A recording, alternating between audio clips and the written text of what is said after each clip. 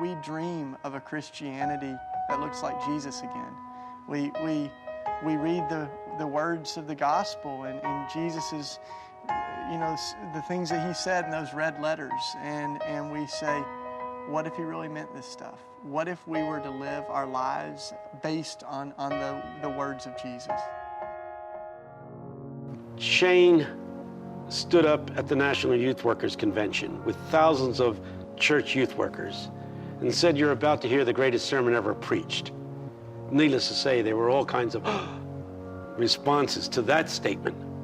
He simply read word for word the Sermon on the Mount and then basically sat down and said, are you going to take these things seriously, or do you think Jesus was only kidding?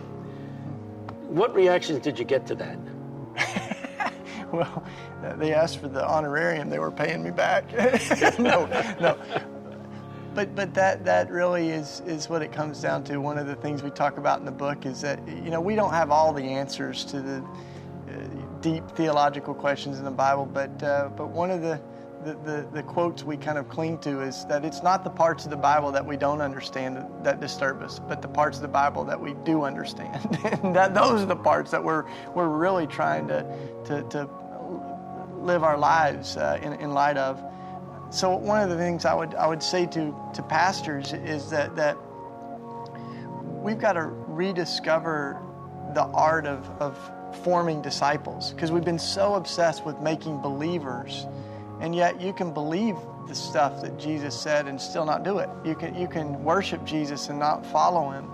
And Jesus didn't send us in the world to make believers, but to make disciples, to form people that are living differently in light of what Jesus has done in the world.